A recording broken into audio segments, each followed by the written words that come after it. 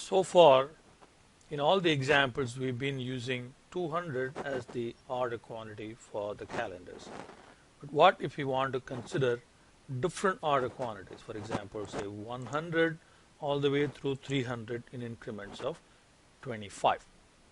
Okay. Now we have the same model as before, except that we want to now generate replications with order quantity being one of these.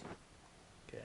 We can use this using a two-dimensional table. So here we have the replications. I've already set that up, 1 through 1000. Now we want to try all of these different order quantities. So these are the order quantities. So let me do this.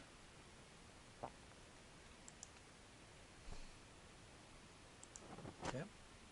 So we want to replicate the profit 1000 times using different order quantities. So we can do this using a two-dimensional table. So the profit goes in here, so which is that. Okay. Now we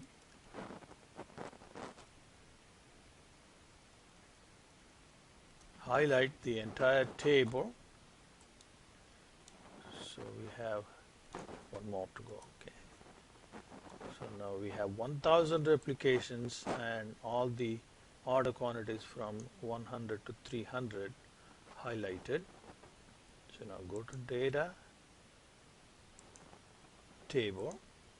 So now the row input cell now is the row is your order quantity. So you have to select order quantity as the row input, and the column input is your replications, and for that you select a blank cell. So when the replication number is entered into that blank cell, the recalculation will be forced and you'll have a replication for the profit. Okay. Now once again, depending upon how the auto recalculation is set, so you will either see different values or you will see the same value repeated.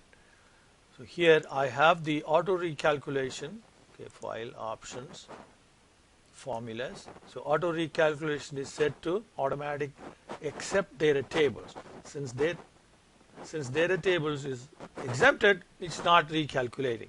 So I have to either press the F9 key, leaving the auto calculation as is, or I have to press the select the automatic. So I'm going to leave it like this and press the F9 key instead.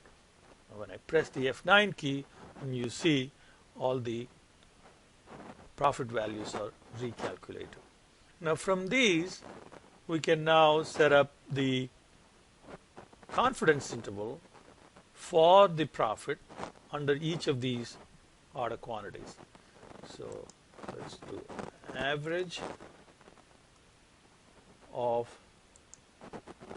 the 1000 replications for the first order quantity, and then standard deviation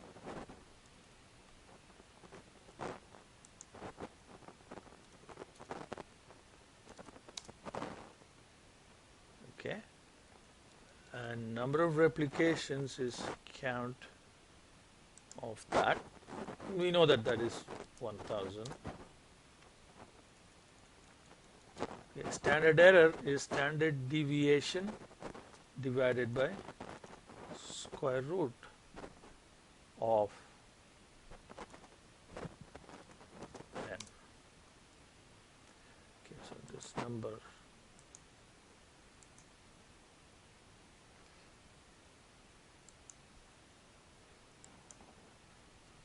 okay, right now for order quantity 100, they're all the same value, and that's why you get a standard error of 0.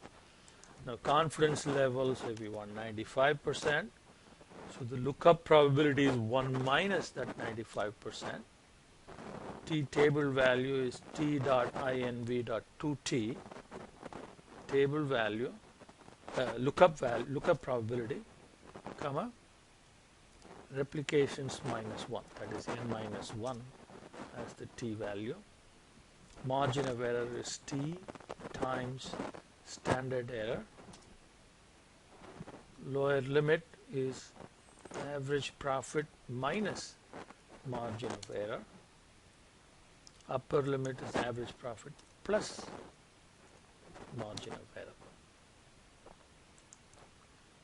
Okay, let's format this. These are dollar values. Okay, so now we copy this.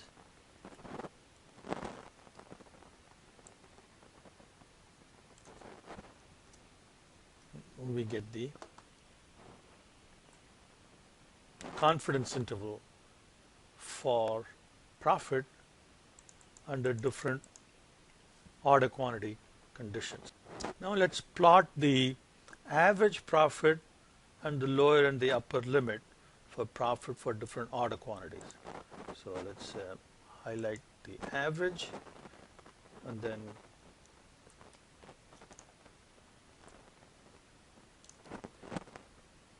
control click and drag these two rows. Okay, next is insert, and I'm going to select a line graph like that, and let's add x-axis value, and x-axis corresponds to the order quantities. So I need one more.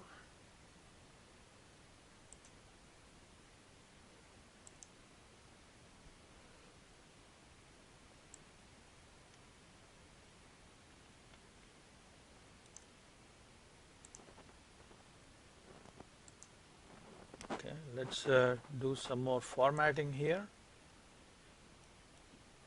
Okay, let's give labels.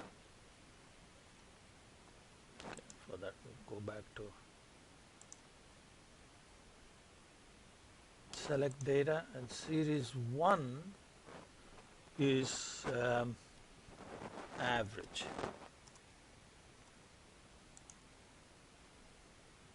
Okay, that's the blue line. Series 2 is 95% lower limit, and series 3 is 95% upper limit. Okay, and I'm going to put the average in between, so that way the labels will show up with average being in between. Okay, now I need chart title, so that will be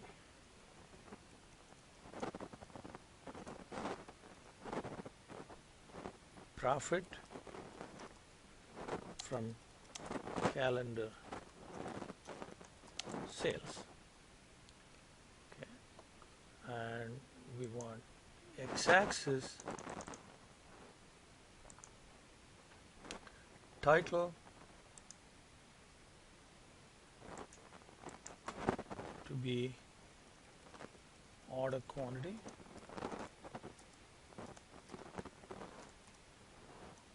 y-axis title is profit.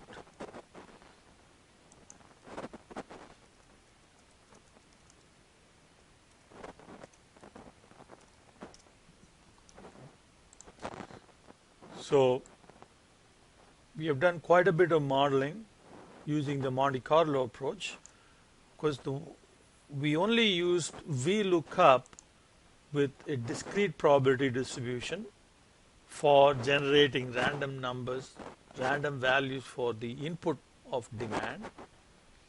But we could have used rand between, or normal distribution with rounding, or uniform distribution. We've already discussed how to generate those random numbers earlier. Now, at this point, in the next example, we're going to start using the at-risk add-on.